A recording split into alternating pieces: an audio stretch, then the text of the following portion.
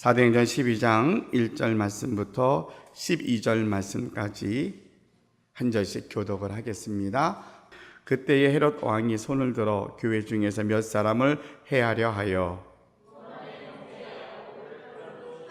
유대인들이 이 일을 기뻐하는 것을 보고 베드로도 잡으려 할새 때는 무교절 기간이라.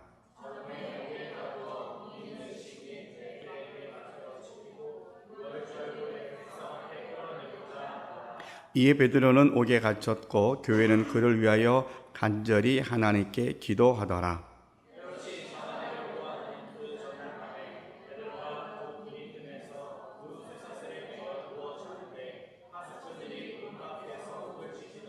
호련히 주의 사자가 나타나매 옥중에 광채가 빛나며 또 베드로의 옆구리를 쳐 깨워 이르되 급히 일어나라 하니 쇠사슬이 그 손에서 벗어지더라.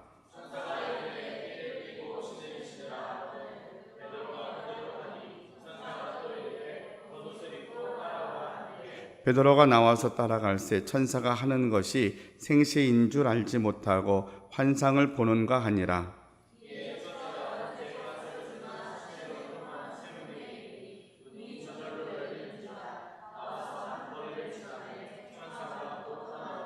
이에 베드로가 정신이 들어 이르되 내가 이제야 참으로 주께서 그의 천사를 보내어 나를 헤롯의 손과 유대 백성의 모든 기대에서 벗어나게 하신 줄 알겠노라 하여 깨닫고 마가라 하는 요한의 어머니 마리아의 집에 가니 여러 사람이 거기에 모여 기도하고 있더라. 아멘. 지난주에 우리 하나님 말씀의 능력이라는 주제로 함께 은혜를 나누었습니다. 그래서 우리가 10월 한 달 동안 말씀 대축제를 하면서 성경 일독을 하도록 우리 온 성도님들이 함께 힘을 모으자고 부탁의 말씀을 드렸습니다. 어떻게 한 주간 동안 성경 많이 읽으셨습니까? 대답을 하셔야 제가 알죠. 여러 가지 준비하는 과정에서 저희가 말씀 대축제 성경 퀴즈데이 하는 거를 한 주를 연장을 했습니다. 그래서 11월 첫째 주일에 저희가 말씀 대축제 성경 퀴즈데이를 할 겁니다. 그래서 한 주간 조금 더 연장이 됐으니까 여러분 성경 읽는 것 하다가 포기하거나 중단하지 마시고 어떻게 하든지 이번에 꼭 성경 일독하겠다 하는 마음으로 성경을 붙잡고, 그러니까 씨름을 한다는 말이 맞는 것 같아요. 성경과 씨름을 해야 돼요. 이게 일상적인 생활을 다 하면서 내가 성경을 읽는다는 게 결코 쉬운 일이 아니고 또 녹록한 일이 아닙니다. 그러니까 여러분이 조금 숙제처럼 여겨줘도 우리 목사님이 정말 원하는 거야 라고 생각하는 마음으로라도 여러분이 꼭 성경을 붙잡고 함께 성경을 읽어 나가시기를 바랍니다. 저는 새벽마다 그렇게 기도합니다. 하나님, 우리 성도들이 성경을 읽다가 그들의 병이 낫게 해주세요. 우리 성도들이 성경을 읽다가 그들이 마음속에 좀 찜찜하고 복잡했던 심경들이 좀 해결되게 해주세요. 그냥 성경을 읽다가 내 마음이 조금 앞이 안 보여서 답답했는데 뭔가 좀 되는 것 같았는데 자꾸만 뒷걸음질하니까 속상한데 뭔가 뻥 뚫리는 걸 좀 보게 해주세요. 우리가 보통 영혼이 띄어진다 그러는데 성경을 그냥 읽는데 창세기부터 아니면 내가 읽고 싶은데 쭉 읽어 나가는데 전혀 내가 보고 싶었던 것, 내가 듣고 싶었던 답을 찾아서 보는 게 아니라 그냥 성경을 읽는데 성경을 읽다가 하나님 성도들의 마음속에 영혼이 띄어져서 저들의 가야 될 길을 보게 해주세요. 시간마다 그렇게 기도합니다. 왜냐하면 이 성경은 그런 능력이 있거든요. 이 성경은 사람에 의해서 쓰여졌지만 성경은 우리에게 뭐라고 말씀하시냐면 성령의 감동으로 기록된 것이다라고 이야기하고 있어요. 그래서 많이 배운 사람이 배운 것만큼 비례해서 성경을 읽으면 빨리 깨닫는다, 이렇지 않는다는 거예요. 세상의 학문이나 학이랑 상관하지 않고 믿음으로 읽으면, 그래, 이것은 성령으로 기록된 거기 때문에 그 성령님이 지금 나에게도 동일하게 말씀하실 텐데 이 성경을 통하여서 내게 필요한 말씀을 들려주실 거야 라는 기대를 갖고 성경을 읽으면, 성경을 읽다가 여러분이 수많은 믿음의 선배들이 경험했던 하나님의 말씀의 능력들이 여러분에게도 흘러가게 될 줄로 믿습니다. 세상은 점점 악해져 간다는 말은 어제 오늘 일이 아닌 것 같아요. 많은 사람들이 말세라고 그러고 무슨 사건이 있을 때마다 정말 예수님 곧 오실 것처럼 또 세상이 끝이 날 것처럼 이야기하지만 그렇게 예수님 이후에 2000년이 지났어요. 그러니까 지금 이후에 2000년이 또 지나갈지도 몰라요. 그러나 그럼에도 불구하고 지금 이 시대를 살아가는 우리에게는 여전히 믿음 안에 있으면서도 불안하고요. 믿음 안에 있으면서도 뭔가 좀 염려가 더 밀려오는 것들을 막을 수 없는 것이 이 시대를 살아가는 우리들의 고민이 아닌가 생각을 합니다. 그러면 어떻게 하면 이 시대적인 고민, 우리의 아픔을 이길 수 있을까라고 하는 답은 이미 성경에 나와 있더라는 거죠. 2000년 전에도 말세라고 이야기하고 여러 사람들의 반응이 있을 때에도 그때에도 말씀을 붙잡고 산 사람은 그 시대에 방황하지 않고 하나님의 능력을 경험하며 살았고, 그래서 예수님 믿는 사람, 하나님 말씀을 따라 살아가는 누군가 때문에 주변의 사람들이 행복해지고 구원의 역사가 일어났고, 누군가 때문에 나라가 살기도 하고 시대가 어려움에서 이겨나가기도 하더라는 거죠. 그래서 여러 가지 사람들이 역사를 통해서 배우는 게 있지만 오늘 우리에게 주시는 하나님의 분명한 응답은 이 말씀 속에 역사를 주관하시고 우리의 삶을 이끄시는 하나님의 세밀하심이 있더라 하는 것들을 우리가 다시 한번 인정하고 또 신뢰하면서 여러분 말씀 앞에 한번 한 발자국 다가서실 수 있기를 바랍니다. 말씀드렸던 것처럼 쉽지 않아요. 정말 어렵고 힘이 듭니다. 왜냐하면 우리가 영적으로 믿음으로 살려고 그러면 누가 제일 싫어하냐면 사탄이 제일 싫어해요. 마귀가 제일 싫어해요. 그래서 생각지 않았던 일들이 벌어집니다. 자꾸 일이 생기고요, 내 마음을 상하게 하고요, 괜히 화나게 하고 짜증나게 하고 그리고 마음을 분주하게 합니다. 그것은 특별히 일이 생기는 게 아니라 그런 어떤 힘든 일이 있을 때마다 그렇게 생각하시면 돼요. 내가 은혜 받으려고 내 마음을 정하니까 마귀가 나를 넘어뜨리려고 하는구나. 근데 이 싸움은 이미 이긴 싸움이구나. 왜냐하면 내가 그 싸움을 이기는 게 아니라 하나님이 그 싸움을 이기게 하셨기 때문에 우리가 그 믿음을, 그 하나님의 하나님의 역사하심을 기대하고 선포하고 나가면 우리 앞에 복잡했던 것들은 다 사라집니다. 다 없어지고 다 이깁니다. 이것이 하나님의 역사입니다. 제가 하나님이 믿음으로 살려고 그러면 사탄이 역사하고 또 근데 하나님이 그것도 이기게 하시더라라고 하는 그런 예를 제 경험으로 잘 간증으로 말을 합니다. 그래서 정말 어렵게 예수 믿어서 교회를 나왔는데 남편이 너무 반대하는 거예요. 그러니까 그렇게 어떻든 남편 모르게 교회 나오고 너무 자신은 좋은데 이렇게 하다가 어느 날 남편이 출장을 갔어요. 그래서 그러면 내가 더 열심히 교회 가야 되겠다 하던 그 아침에 지하방에 살던 분이 장판에 물이 있는 걸 모르고 잘못 짚어서 뒤로 넘어져 뇌진탕에 걸려버려요. 그래서 119 실려서 병원에 들어갔으니 이제 연락이 왔는데 얼마나 당황스럽겠어요. 그래가지고 가서 열심히 같이 기도하고 막 큰일 났다, 이제 못 깨어나면 난리 난다라고 생각했는데 근데 남편이 오기 전에 멀쩡하게 깨어서 집으로 돌아왔어요. 그러니까 이게 영화 같은 이야기고 꿈 같은 얘기 같지만 그런 일들을 몇 번 경험하면서 지금 이 시대에도 우리가 믿음으로 살려고 하면 마귀는 우리를 넘어뜨리려고 정말 우리가 감당할 수 없는 시험들을 우리에게 던지기도 합니다. 여러분, 그런데 거기에 너무 놀라지 마시라는 거예요. 여러분이 성경을 읽으려고 하면 시험이 옵니다. 이상한 일이 생깁니다.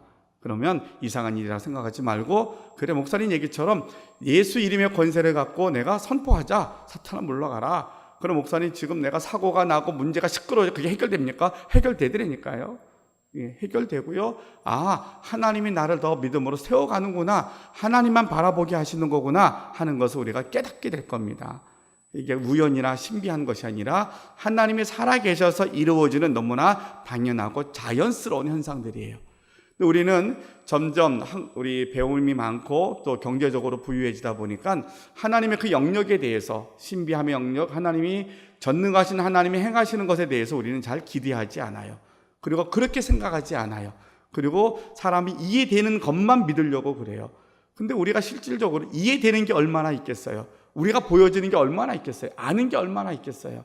이전보다 많이 배워서 조금 더 학문이 넓다 그러지만 이 우주만 지구를 보더라도 우리가 아는 나라가 몇 개나 되고 아는 게 얼마나 있겠어요?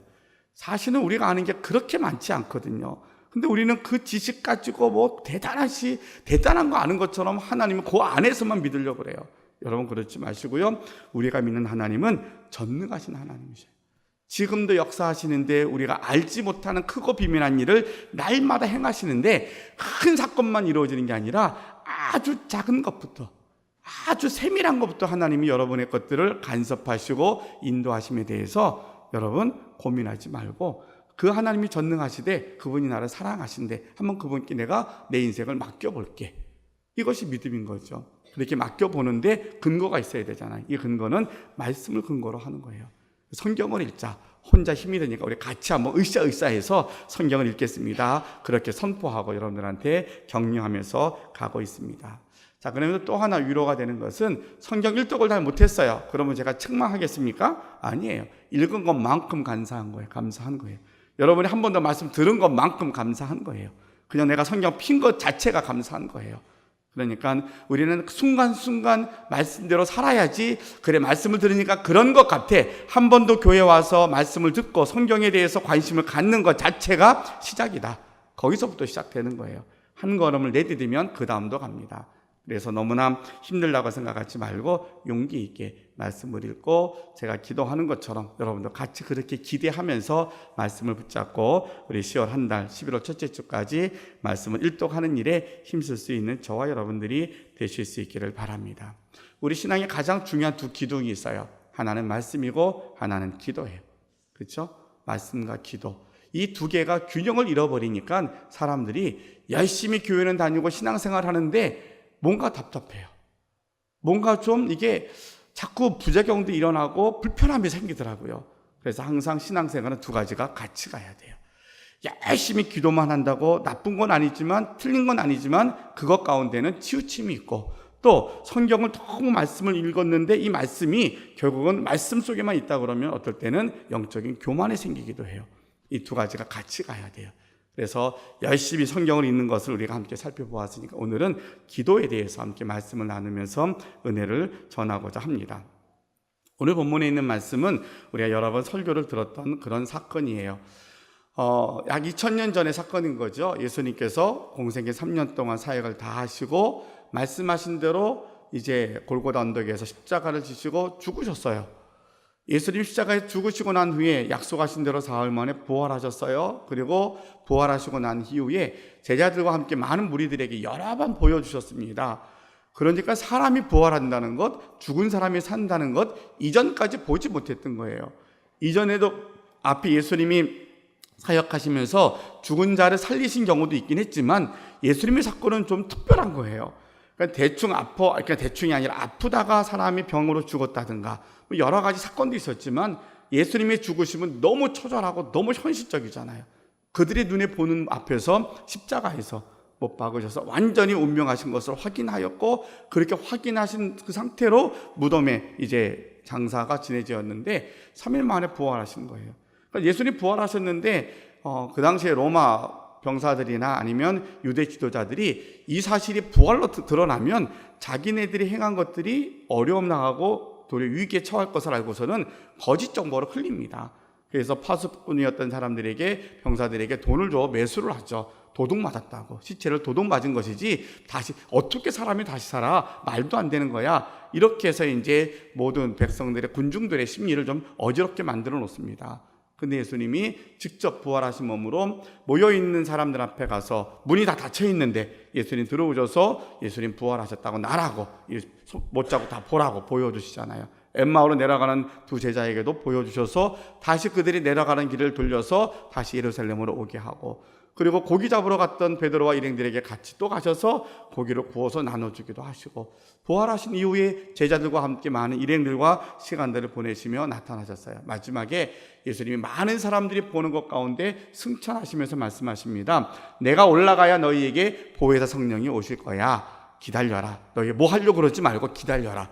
왜냐하면 우리 같으면 우리는 예수님을 바울처럼 정말 환상 중에 정확하게 보고 너는 이방의 사도야 그렇게 들은 적도 없잖아요. 또 사도들처럼 3년 동안 예수님과 동고동락하면서 보리떡하고 또 물고기 받아먹지도 못했고 예수님 바다 위로 걸어가는 것도 못 봤잖아요. 근데 우리는 믿어서 이 자리에 있잖아요. 얼마나 대단해요. 그렇게 3년 동안 예수님과 그 능력을 다 봤던 베드로, 부활하신 예수님이 직접 나타나서 보여주는데도 그 베드로는 다시 물고기 잡으러 가요. 다른 사도들은 뭐 두말할 것도 없는 거죠. 그 예수님이 야, 너네들은 지금 뭐 한다고 되는 거 아닌 것 같아. 내가 승천하면 이제 보혜사가 내 성령님이 오실 텐데 그때까지 기다리고 있어. 기도하고 있어. 그래서 마가의 다락방에서 기도한 거예요. 열심히 기도하다가 성령 충만함을 받고 그 제자들이 180도 달라집니다. 근데 달라지는 이제 제자들의 모습을 설명했다면 이제 예루살렘 중심으로 한 그 배경을 설명을 하면 이 사람들이 아주 날카로우신 거예요. 그래서 예수의 이름만 들어도 사람들이 막 경기할 정도로 예민해져 있고 어쨌든 누구든지 모여서 예수님 얘기만 하면 다 붙잡아다가 오게 가두는 그런 상황인 거예요. 그러니까 예수님에 대한 십자가 사건이나 이런 걸 얘기하려면 그들의 잘못을 다 드러내야 되고 막 하니까 싸움이 되고 이게 보통 심각하지 않거든요. 그러니까 성령 받기 이전에 베드로와 제자들은 그저 한 곳에 모여서 기도하고 숨지기고 있다가 성령 받고 난 다음에 담대히 나가서 예수의 복음을 전합니다. 뭐라고 전하냐면 너희가 십자가에 못 박아 죽인 그 예수가 다시 살아났다고. 얼마나 불편하겠어요. 그러니까 어떻게 하면 저 사람들을 올무로 묶어서 옥에 가두고 조금 저 세력을 좀 자꾸 좁혀갈까라는 게 그들의 고민이었어요. 이런 유대 지도자들의 고민 속에 이스라엘은 그 당시에 로마의 통치를 받고 있었기 때문에 통치를 갖고 있었던 로마 지도자들은 유대의 기득권자들하고 잘 타협이 돼야 되거든요. 어떻게 하면 이 사람들이 좋아하는 것을 해서 선심을 사고 나라를 그 지역을 잘 다스릴까라는 게 그들의 고민이었는데 오늘 본문의 처음에 1절에 보니까 그때 헤롯 왕이 손을 들어 교회 중에 몇 사람을 해하려 하여 요한의 형제 야고보를 칼로 죽이니 유대인들이 이 일을 기뻐하는 것을 보고 베드로도 잡으려 할세라고 되어 있어요. 자, 앞에 제자들의 상황과 또 유대인들의 분위기 설명을 드리고 그 다음에 총독의 이야기를 말씀을 드렸어요. 자, 유대 지도자, 기득권자가 뭘 좋아할까 했더니 예수쟁이 중에 우두머리들을 잡아가 죽이니까 기득권에 있는 유대인들이 너무 좋아하는 거예요. 아, 그러면 우리가 이거 하면 되겠구나 생각하여서 가장 이제 그 당시 초대교회 지도자였던 베드로를 잡아서 죽이면 이제 모든 게 다 끝이 나겠구나. 더 이상 이제 이곳을 다스리는 데는 별로 고민이 없겠구나. 이 생각을 하고 이제 많은 사도들과 더불어서 베드로를 옥에 가둡니다. 그리고서는 그 다음에 행보는 야고보처럼 순교시키는 거, 죽이는 거죠. 그런 상황인 거예요. 그러니까 이 분위기가 얼마나 험악하고 예수 믿으면서 성령 충만하여서 십자가의 복음을 전하고 담대하게 회당에서 설교를 했지만 맞서가지고 막 이야기도 하고 막 그랬지만 막상 분위기는 그렇게 녹록한 분위기가 아니었던 거죠.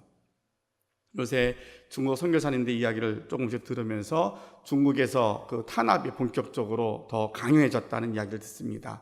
이전에도 우리가 그 뉴스에서나 듣던 그런 상황은 전혀 다르게 현지에 있는 그 상황은 아주 심각한 것 같아요. 그러니까 그냥 우리가 말로만 들어서 힘들 거야 라고 하는 거하고 현장에서 나오다가 공안에서 잡혀가지고 다시는 한국에 못 들어옵니다라고 이제 제지를 받는 것들 이런 것들을 느끼면 얼마나 두렵겠어요. 이 정도가 아니라 잡히면 죽는 상황인 거예요. 잡히면 죽는 상황에서 베드로가 잡혔어요. 그리고 옥에 갇혀 있는데 어느 시점까지 왔냐면 며칠간의 시간이 흘렀는지는 모르지만 이제 곧 베드로를 소환해서 죽이려고 하기 전날 밤에 기적이 일어납니다. 저는 본문의 말씀 이제 6절 이하부터 나와 있는데 이제는 4절과 5절에 보니까 이렇게 기록하였어요. 잡음에 옥에 가두어 군인 내식인 네페에게 맡겨 지키고 6월절 후에 백성 앞에 끌어내고자 하더라. 6월절 후에 이제는 사형 집행하려고 했던 거죠. 그때에 이에 베드로는 옥에 갇혔고 교회는 그를 위하여 간절히 하나님께 기도하더라. 교회 지도자는 옥에 갇혔어요. 그리고 곧 죽을 것을 알고 예고된 일이에요. 할 수 있는 게 아무것도 없어요. 기도밖에 없었어요. 그들이 한 곳에 모여서 하나님께 기도합니다. 이제 베드로가 옥에서 풀려나는 과정이 쭉 소개되고 그 다음에 베드로가 풀려나고 나서 이제 마가라 하는 요한의 어머니 마리아의 집에 가서 보니까 여러 사람이 거기에서 모여서 기도하고 있었어요. 자, 베드로가 옥에 갇힌 것을 듣고 기도하기 시작한 이 무리는 베드로가 나올 때까지 기도하고 있었던 거예요. 끊임없이 그들이 기도합니다. 중보하며 기도합니다. 하나님, 지금 우리의 지도자인 베드로가 또 야고보처럼 죽으면 우리가 어떻게 해야 될지 모릅니다. 얼마나 절박했겠어요. 너무 절박한 심정으로 하나님 앞에 간절히 기도했더니 하나님이 그들의 기도에 응답하셔서 베드로를 천사를 보내어서 옥에서 건져내 주셨습니다. 근데 또 하나 우리가 기도에 대해서 오늘 배우고 싶은 것은 뭐가 있냐면 그렇게 기도했던 사람들이 우리가 기도하면 반드시 베드로가 살아날 거야 그렇게 믿고 기도했을까? 라고 생각하니까 그 읽진 않았지만 뒤에 쭉 내려가 보면 기도했는데 베드로가 왔다 그러니까 다 믿지 않았어요. 한 밑에 있는 13절 말씀에 보니까 베드로가 대문을 두드리는데 로데라 하는 여자아이가 영접하러 나왔다가 베드로의 음성인 줄 알고 기뻐하여 문을 미처 열지 못하고 달려 들어가 말하되 베드로가 대문 밖에 섰더라 하니라 라고 말해요. 그러니까 베드로가 막 문을 두드리면 문 열라고 나라고 그랬더니 이제 로데라고 하는 여자아이가 소리를 들으니까 베드로인 거 금방 알겠거든요. 문 열어줬으면 좋았을 텐데 빨리 뛰쳐 들어가가지고 베드로가 왔다고. 그러니까 거기 모였던 사람들의 반응은 이런 반응이었어요. 그들이 말하되 내가 미쳤다 하나. 내가 미쳤어. 어떻게 베드로가 나와? 베드로 지금 앞에서 나와 있는 것처럼 군인 4명씩 4패가 그 옥을 갖추고 지금 감옥을 지키고 있는데 그것도 문 하나짜리가 아니라 하나, 둘, 3개 거치고 나와야 되는 그 감옥에 있는데 무슨 수로 나와? 그건 있을 수 없는 일이고 말도 안 되는 일이야. 그렇게 이야기했더라는 거죠. 여자아이는 힘써 말하되 참말이라 하니 그들이 말하되 그러면 그의 천사야. 그러면 예고된 대로 하면 며칠 후에 참수하기로 사형 집행하기로 돼 있지만 아마 먼저 집행한 것 같아. 그래서 죽어서 천사가 온 거야. 이렇게 생각한 거죠. 베드로가 문 두드리기가 그치지 아니하니 그들이 문을 열어 베드로를 보고 놀라는지라. 베드로가 그들에게 손짓하여 조용하게 하고 주께서 자기를 이끌어 옥에서 나오게 하던 일을 말하고 또 야고보와 형제들에게 이 말을 전하라 하고 떠나 다른 곳으로 가니라. 이렇게 오늘 초대교회에서 베드로가 죽음 직전에 사형 직전에 있었던 상황에서 하나님이 그를 건져주시는 그런 사건들, 그 과정에서 이제 마가의 다락방에서 기도했던 초대교인들의 기도, 근데 그 기도하는 사람들의 마음이 사실은 정말 투철한 신앙, 그래 우리 기도하면 반드시 베드로가 살아날 거야, 이런 기도보다는 기대가 더 컸던 거죠. 그렇죠? 확신보다는 기대가 더 컸던 거예요. 안 살아나면 베드로가 죽으면 큰일 납니다. 우리가 어떻게 하면 되겠, 이런 기대감 때문에 기도했지만 그럼에도 불구하고 하나님께서는 그들의 기도에 응답해 주셨습니다. 그리고 베드로를 살려주어서 다시 초대교회의 역사가 이루어진 것을 우리에게 보여주고 있습니다. 자, 이 사건을 통해서 우리에게 주시는 기도에 대한 교훈이 있습니다. 첫째로는 하나님은 우리의 기도에 반드시 응답하신다는 겁니다. 우리가 늘 많이 구호로 외치죠. 기도하면 됩니다. 여러분 정말 기도하니까 되든가요? 예, 기도하면 됩니다. 예, 머리로는 알아요. 근데 기도하니까 정말 됐어요. 근데 정말 기도하니까 돼서 하나님만 의지하겠습니다라는 내 의지가 며칠 정도 가든가요? 우리가 막 불치병이 걸려서 막 기도했어요. 내 힘으로 어쩔 줄 몰라도 막 기도했어요. 기도했더니 하나님이 정말 신기하게 문제가 풀어졌어요. 야, 하나님이 내 기도 들어주시는구나. 하나님 살아계시는구나. 하나님은 전지전능하시는구나. 막 기뻐하고 막 내가 할 수 있는 모든 언어를 다 동원해서 찬양했어요. 근데 그게 얼마나 가든가요? 또 언제부터인가 조금만 지나가면 다시 내 기도를 들으셔서 역사하시는 하나님의 능력, 하나님보다는 다시 내 환경에 함몰되고 또 거기에서 내 방법으로 풀려고 노력하는 경우들을 많이 경험을 합니다. 그래서 우리가 기도하면 됩니다라고 하는 그러한 고백과 선포를 우리 날마다 선포하며 나아가는 저와 여러분들이 되실 수 있기를 바랍니다. 하나님은 한 번도 우리를 외면하신 적도 없고 우리에게 너 왜 그래? 라고 말씀하지도 않으신다라고 믿음의 선배들 성경이 우리에게 말씀하십니다. 우리가 계속 내 감정이나 환경에 따라서 이렇게 요동을 치는 거죠.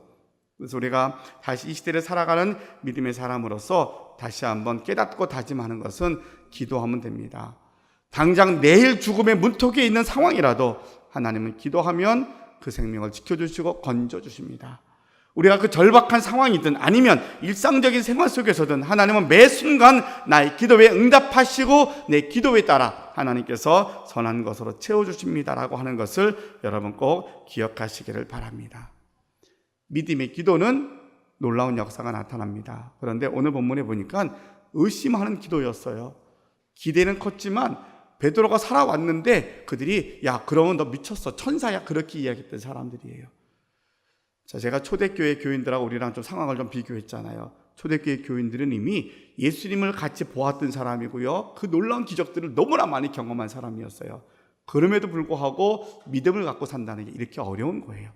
쉽지 않아요. 그래서 하나 여기서 우리가 다시 우리 자신들을 생각해, 여러분이 믿어지는 건 기적이에요. 우리가 믿어지는 게 기적이고요.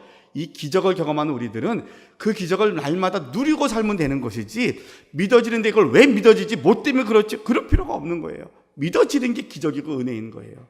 그러니까 믿어지는 믿음 앞에, 그 기적 앞에 우리에게 주시는 선물은 뭐냐면, 설령 내가 의심하더라도, 내가 믿지 않더라도, 어떨 때는 내가 기도한다고 될까 할지라도 하나님은 우리의 모든 것들의 필요를 합력하여 선을 이루어주시고 응답하시는 하나님이신 것을 믿고 기도하는 자리에 나아가는 저와 여러분들이 되시기를 바랍니다. 다 믿어져서 나가는 것만은 아니라는 거예요. 그래, 내가 기도하면 나을 거야, 그래서만 하지 않아요.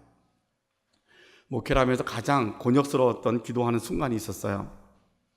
17층에서 일하던 사람이 떨어졌어요. 근데 돌아가시지 않았어요.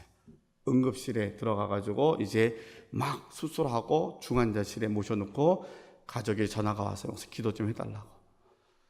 17쪽에 떨어진 사람 내장, 뇌 다 파열돼서 희망이 없잖아요. 가서 목사가 뭐라고 기도하겠어요? 그저 우리가 더 이상은 의사가 희망이 없다 그러니까 하나님 잘 이렇게 마지막을 맞이하게 해주세요, 그렇게 기도할 수는 없잖아요. 죽은 자도 살리시는데 하나님 살려달라고. 그럼 제 한쪽 뭐라 그래서 한쪽으로는 나와서는 아니야, 그래도 우리는 마지막을 준비해야 돼. 그게 두 가지 마음이잖아요. 한편으로는 가족들과 함께 얼마나 정말 단 0.1%의 가능성이 있더라도 어떻든 살려야 되잖아요. 살아나야 되니까. 우리는 그 하나님 믿으니까 그 하나님께 가서 붙잡고 기도, 하나님 어떻든 살려달라고. 현대의학적으로는 지금 다 망가져서 못 삽니다라고 했는데, 그래도 가서 기도하는 사람의 입장에서는 어떻든 살려달라고 기도하는 거예요. 그러면서 또 나와서는 또 어떻게 하겠어요? 그렇게 기도했지만 또 한편으로는 하나님 그런데 좀 마음이 그렇습니다. 생각이 복잡한 거죠. 물론 그분도 기적처럼 며칠을 더 사시긴 했어요. 의사가 이야기했던 것보다 조금 더 며칠은 살았지만 너무나 많이 더 살려고 하면 수술, 너무나 많은 과정들이 필요한 거예요. 결국에는 하나님 나라에 가시긴 했지만, 이제 그 상황에도 똑같은 거죠. 우리가 어떤 상황에서는 이건 우리가 기도해도 될까? 이럴 수 있더라는 거예요. 근데 우리는 어떻게 해야 돼요? 기도해야 된다는 거예요. 생각이, 인간의 판단, 이미 의사는 안 됩니다라고 사형 선고를 했어요. 우리는 어떻게 해요? 그래도 기도하는 거예요. 지금 이 실력 갖고는 아무 데도 못 가. 넌 더 이상 안 돼. 어떻게 해요? 우리 그래도 기도하는 거예요. 하나님 그래도 가야 됩니다. 대학에 가야 되고요. 취직돼야 되고요. 부족하지만 좋은 가정 이루어져야 됩니다. 이게 우리가 기도해야 된다는 거예요. 현대인들은 너무 아는 게 많고 자기가 다 판단해요. 이건 되고 안 되고, 이건 더 이상 안 돼. 그러니까 하나님이 하실 일이 별로 없어. 네가 다 하는 거잖아. 네 선에서 다 끝내. 우리는 그러고 살아요. 기도한다고 하면서도. 여러분 그렇지 않고요. 하나님 앞에 나아가는 우리는 가장 작은 것부터 할 수 없는 것, 안 되는 것까지도 하나님께 기도하기를 하나님 원하시고 우리 기도하라고 가르쳐 주시는 줄로 믿습니다. 그래서 오늘 이 본문의 말씀이 두 가지 사실을 우리에게 분명하게 가르쳐 줍니다. 그래서 우리는 이제 중보 기도의 자리에 여러분들을 초대하고 함께 나아가려고 합니다. 성경은 우리에게 유일하신 중보자는 예수님 한 분이시라 그랬어요. 예수님이 사람과 하나님 사이에 중보자가 되셔서 구원의 길을 열어주셨습니다. 주님이 승천하시면서 우리에게 그 사명을 맡겨주셨어요. 너희는 내가 하는 일보다 더 큰 일을 할 거야. 뭐냐면 나도 하나님 우편에 가서 기도하고 있을 거야. 근데 내가 기도하는 것처럼 너희가 내 이름으로 기도하면 내가 시행할 거야. 우리에게 그 권한을 주셨거든요. 우리에게는 중보자의 사명, 중보기도의 사명을 주님께서 맡겨주셨습니다. 그래서 이 중보기도의 사명은 사명 있는 사람, 은사 받은 사람만 하는 게 아니라 우리 모두가 다 하는 거예요. 우리는 기도해야 되고요. 또 우리는 중보기도, 누군가를 위해서 기도하도록 하나님께서 우리에게 사명을 주셨다라고 말씀을 하십니다. 그렇게 중보기도하면 어떤 일들이 일어나는 줄 아십니까? 첫째로 죄를 회개하고 구원받는 역사가 일어납니다. 제일 중요한 중보기도는 우리가 누군가를 위해서 기도할 때에 환자를 위해서 기도하고 진료를 위해서 기도하고 문제가 있어서 기도해요. 기도하게 되면 하나님은 그 영혼을 사랑하셔서 그가 예수 믿지 않는 경우에 그의 죄를 깨달아서 하나님 백성 되게 하십니다. 이게 기도의 궁극적인 목적이에요.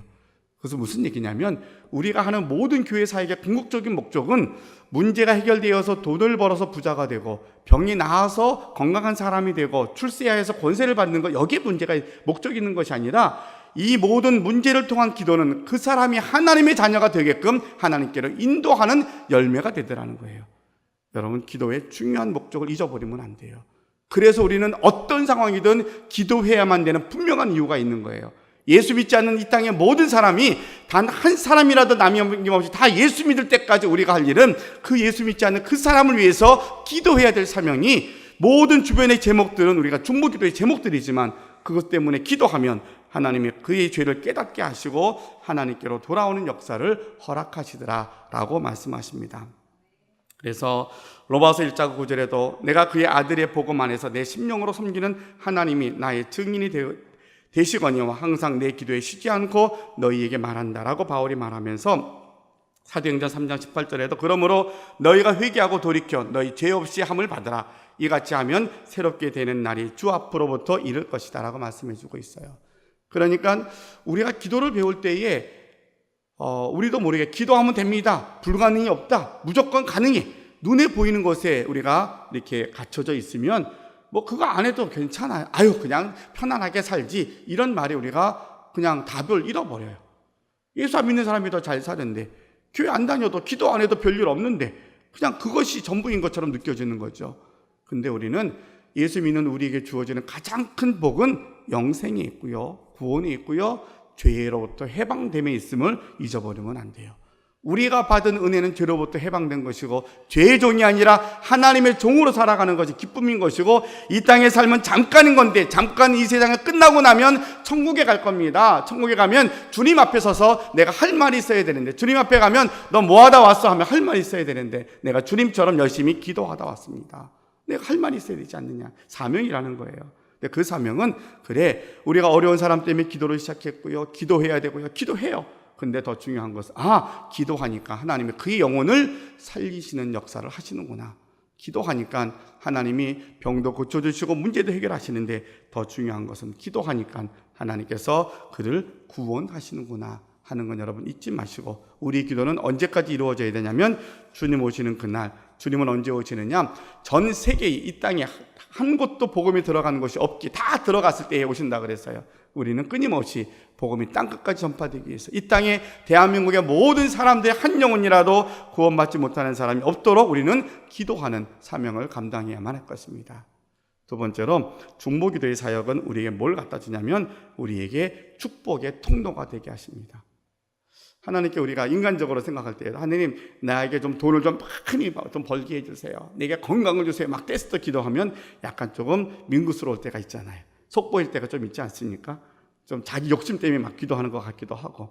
그게 솔직함. 근데 그것도 여러분 기도하셔도 괜찮아, 기도하는 게 맞아요. 근데 옆에 우리 식구가 너무 어려워요, 옆에 사람이 너무 아파요.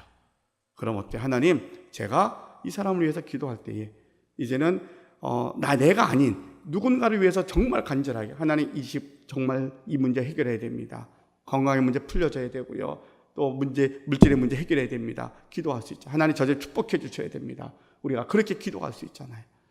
그러니까 우리가 중보기도하는 것은 내 문제가 아닌 누군가를 위해서 내가 기도하여서 하나님께서 그를 구원의 길로 인도하시지만, 또 하나는 놀라운 것이 하나님 우리를 통해서 축복이 흐르게 하시더라는 거예요.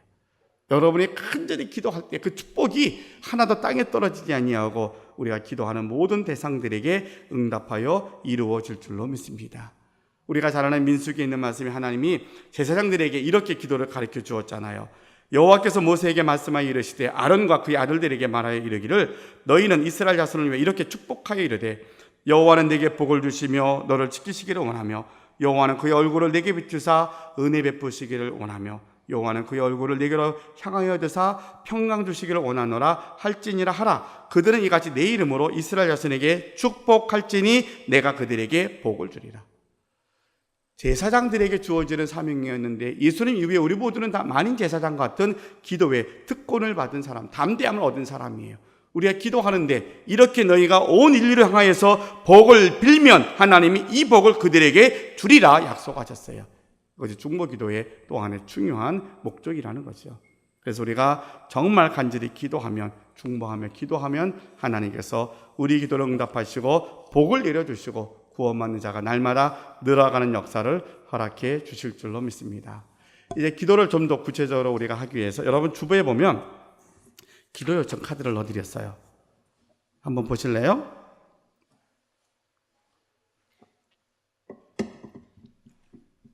기도 요청 카드 날짜가 들어가고요. 중보기도 신청하는 내가 쓰는 사람의 이름을 쓰고 기도 제목을 씁니다. 여러분이 원하는 것 아주 작은 것부터 큰 것까지 다 쓰시면 돼요. 다 쓰셔서 여러분 뒤에 헌금통 옆에 보면 중보 기도함이 있어요. 그 함에다가 접지 말고 요대로 쏙 집어넣으시면 됩니다. 그리고 아래 칸에 보면 기도 제목을 공개해도 좋습니다, 공개하지 않으면 좋겠습니다 라고 두 개를 나눠놨어요. 그걸 표시를 해주시면 이제 기도하는 팀들이 이것을 잘 지혜롭게 기도 제목을 나눌 겁니다. 그래서 여러분들이 이 기도 제목을 써서 넣어주시면 저희 교회에 공적인 기도하는 예배 시간들이 있어요. 이렇게 우리 주일 예배 외에 우리가 수요 기도회가 있고 저녁에 금요 기도회가 있어요. 그리고 그 외에도 수요일날 중보기도 모임이 있고 토요일에 또 중보기도 모임이 있어요. 그러면 여러분이 기도 제목을 넣어주시면 이것을 이제 실무자들이 다 정리를 해서 함께 이 제목을 갖고 기도할 겁니다. 그리고 기도하고 기도한 것들이 어떻게 응답되었는가를 계속 체크하면서 중보기도 모임에 더욱더 이제 활성화할 수 있도록 그런 일들을 해나가려고 그럽니다. 그러려면 어떻게 해야 돼요? 여러분들이 도와주셔야 돼요. 기도 제목을 많이 넣어주셔야 우리 중보기도 팀에서 열심히 이 제목 갖고 기도할 겁니다. 자, 우리가 기도하니까 사형 선고를 앞두고 있는 베드로가 기적처럼 풀려났고요. 우리가 기도하니까 우리 힘으로 안 되는데 누군가를 위해서 열심히 누군가 기도하였더니 하나님이 그의 영혼을 구원해 주시고 그에게 복을 주시더라. 그래, 내 문제인데 내가 다 기도하지 못하는데 이래 한번 기도 한번 요청을 해보자. 도움을 청하는 것도 용기예요. 여러분이 기도 제목 내가 답답하고 해결하지 못하는 것들을 이제 함께 써서 저 기도함에 넣어주시면 이번 주부터 기도 제목들을 모아서 기도를 해 나가려고 합니다. 자, 이렇게 해서 여러분도 기도하는 일에 같이 동참을 하고 우리 교회가 중보기도를 통하여서 기도의 한 기둥을 세워나가면 우리 안에 있는 공동체에서 모든 문제들이 기도로 해결되는 놀라운 역사들을 경험하며 응답받고 나가는 체험들이 넘쳐나게 될 줄로 믿습니다.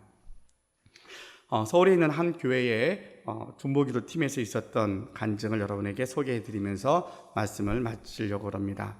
아마도 IMF 전후에서 있었던 일인 것 같아요. 그래서 경제적으로 어려워서 다니던 회사가 부도가 나고 또 돈을 다 모아서 일을 시작을 했는데 또 그 일이 잘 안 되어서 어려움을 당하면 집을 줄여서 이사를 가잖아요. 그래서 서울 변두리에 있는 곳으로 이사해서 조그만 집으로 갔던 것 같아요. 전도회 누군가 이웃에 전도를 받고 교회를 갔는데 여자 집사님의 이야기예요. 재미가 없죠. 교회 가기도 싫고 늘 입버릇처럼 하던 얘기가 죽고 싶다, 죽었으면 좋겠다, 지겨워, 내가 사는 게 다 싫어. 그렇지 않겠어요? 너무 좋은 직장에서 하루아침에 IMF 땐 그랬거든요. 하루아침에 직장 다 부도나서 날아가고 있는 돈 다 모아서 뭔가 좀 하려고 그랬더니 이것도 이상하게 사기를 당해서 완전히 집도 날아가게 되고 그러니까 아무것도 보이지 않는 거예요. 이제 못 살겠다, 죽어야 되겠다. 이뻐서처럼 그렇게 말하고 있어서 교회도 잘 가지 않고 그러는 중에 또 다른 어려움이 닥칩니다. 어린 딸이 자꾸 배가 아프다 그래요. 그래서 그냥 그런가 보다 하고 사춘기라 그런가 보다 하고 넘어갔는데 어느 날 아이가 너무 아파하는 거예요. 그래서 배를 봤더니 배가 이만해진 거예요. 그래서 놀라서 병원에 갔더니 악성 난소암인 거예요. 그럼 의사가 아이가 이렇게 이 지경이 될 때까지 뭐 했냐고. 근데 이미 너무나 그 상태가 위중한 상태라 기간대로 한 몇 개월 기다려야 되는데 빨리 땡겨서 수술 날짜를 잡고 이제 검사에 들어가게 됐어요. 딸아이가 엄마한테 그럽니다. 엄마, 목사님께 와서 좀 기도 좀 해달라 그러면 안 될까? 그러니까 엄마는 이제 딸이 그런 상황 보고서는 막 너무 절망해서 그냥 울고만 다니는 거죠. 딸 앞에서는 못 우니까 가서 그냥 혼자 가서 벽 보고 울고 막 그렇게 울고 다니다가 딸아이가 이제 그러니까 그래 염치는 없지만 그래도 한번 연락해보지 해서 연락을 했더니 목사님과 교인들이 많이 와서 정말 간절한 마음으로 기도해 주셨던 거예요. 너무나 위로가 되고 감사해서 이제 예정된 대로 검사 다 하고 수술 받는 과정을 잘 감당하고 퇴원을 하고 집에 와서 이제 교인들이 기도하는 모임이 있으니까 한번 같이 가보자고. 그래서 금요일 저녁에 심야 기도회 때 함께 참석을 했던 것 같아요. 목사님이 앞에서 첫 번째, 두 번째, 세 번째 기도 제목을 다 이야기하는데 하나도 안 들어오더래요. 그렇지 않겠어요? 내 딸이 저 지경인데. 근데 목사님 마지막으로 이제 우리가 초등학교 6학년 된 그 딸이 초등학교 6학년 때 그런 거예요. 초등학교 6학년 된 우리 아무개를 위해서 기도하겠습니다 하고 기도를 시작했던데 너무나 간절히 기도하는 거예요. 내 일이 아닌데, 내 딸이 아닌데 교인들이 정말로 하나님 앞에 애원하고 부르짖고 기도하는 그 기도를 들으면서 내가 혼자가 아니구나. 이 힘든 일을 나는 혼자 짊어지고 가는 줄 알았는데 혼자가 아니구나. 누군가 날 위해서 금요일마다 시간마다 이렇게 하나님께 기도하고 있었구나 하는 것을 알게 되었어요.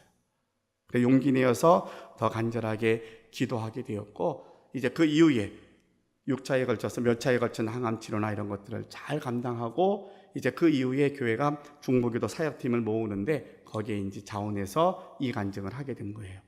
그래서 저는 중보기도가 능력이 있는 것을 압니다. 그래서 너 부족하지만 중보기도의 자리에 함께 가려고 이렇게 간증을 합니다 라고 간증하는 내용입니다. 여러분, 우리가 기도회 때마다 모이면 소리질러 기도하잖아요. 간절하게 기도하잖아요. 여러분 힘들고 어려워도 우리가 알고 있는 기도 제목 갖고는 그렇게 기도합니다. 여러분 혼자가 아니고요, 누군가 날 위해서 기도하고 있어요. 그리고 더 나아가서 오늘 나에게도 누구를 위해서 기도하라고 주님이 말씀하십니다. 기도하면 되고요, 기도하면 하나님의 역사가 이루어집니다.